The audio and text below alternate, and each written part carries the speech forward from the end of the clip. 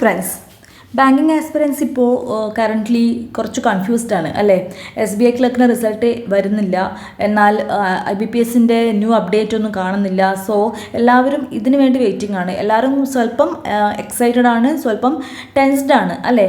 പക്ഷേ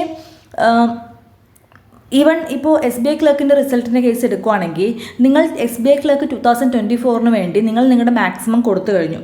ഇത് നിങ്ങൾക്ക് ആ കഴിഞ്ഞ എക്സാമിന് വേണ്ടി ഒന്നും കൊടുക്കാനില്ല. സോ റിസൾട്ട് പബ്ലിഷ് എപ്പോൾ വേണമെങ്കിലും വരാം, ഇന്ന് വരാം, ഏത് ദിവസം വേണമെങ്കിലും വരാം അല്ലേ.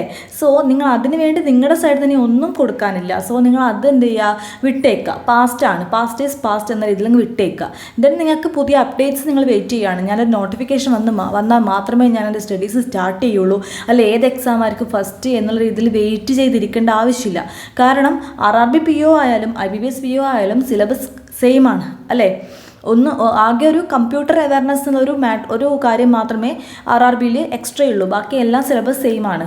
സോ എന്ത് ചെയ്യുക, പ്രാക്ടീസ് കണ്ടിന്യൂ ചെയ്യുക. ഡെയിലി പ്രാക്ടീസ് ചെയ്യുക, കൺസിസ്റ്റൻ്റായിട്ട് വർക്ക് ചെയ്തിട്ടും എന്താ പറയുക, ഹാർഡ് വർക്ക് ആൻഡ് കൺസിസ്റ്റൻസി മാത്രമാണ് റിസൾട്ടിലേക്ക് നമ്മളെ നയിക്കുന്നത്.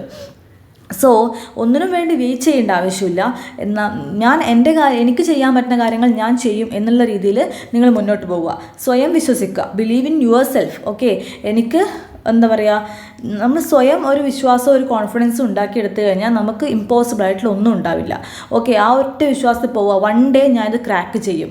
വൺ ഡേ എനിക്ക് എന്താ പറയുക, എനിക്കൊരു വെൽക്കം കിറ്റ് കിട്ടും. ആ ഒരു വെൽക്കം കിറ്റ് നിങ്ങൾ എന്താണോ നിങ്ങളെ മോട്ടിവേറ്റ് ആക്കി മാറ്റുന്നത്, ഒരു വെൽക്കം കിറ്റാണോ, അല്ലെങ്കിൽ ആ ഒരു സാലറി കിട്ടുന്ന സമയമാണോ, അല്ലെങ്കിൽ സാലറി കിട്ടിക്കഴിഞ്ഞിട്ട് കിട്ടുന്ന കാര്യങ്ങളാണോ, എന്താണോ നിങ്ങൾക്ക് ആ ഒരു നിങ്ങൾ ഈ എയിം ആലോചിക്കുമ്പോൾ തന്നെ നിങ്ങളെ മൈൻഡിലേക്ക് വരുന്നത്, അതിന് നിങ്ങളെ മൈൻഡിലേക്ക് കണ്ടിന്യൂസ് ആയിട്ട് അത് മൈൻഡിൽ എന്ത് ചെയ്യുക, കൊണ്ടുവന്നിട്ട് ആ ഒരു പോയിന്റിൽ നിന്ന് മോട്ടീവായിട്ട് ഡെയിലി കൺസിസ്റ്റൻ്റായിട്ട് പഠിക്കുക.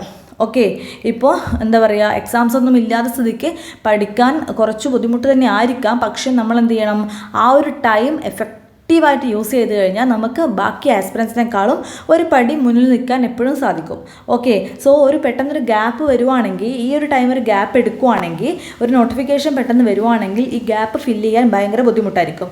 സോ എന്ത് ചെയ്യുക വെച്ചാൽ ഡെയിലി എന്താ പറയുക, നമുക്ക് എക്സാമിൻ്റെ ആ ഒരു ടൈം പഠിക്കുന്ന അത്രയും പൊട്ടൻഷ്യലും അത്രയും ടൈം നമുക്കൊരു 10-12 മണിക്കൂറൊന്നും ഇരിക്കാൻ പറ്റുന്നില്ലെങ്കിലും നമുക്ക് പറ്റുന്ന മാക്സിമം ടൈം നമ്മൾ ഡെയിലി പഠിക്കുക. ഓക്കെ, എന്താ പറയുക, ഒരു ഗ്യാപ്പ് വരാതെ ഡെയിലി പഠിക്കുക. Self believe in your self, അത് മാത്രം വിചാരിക്കുക. വൺ ഡേ ഞാനിത് ക്രാക്ക് ചെയ്യും എന്ന് മാത്രം വിശ്വസിച്ച് മുന്നോട്ട് പോവുക. Okay, thanks for watching.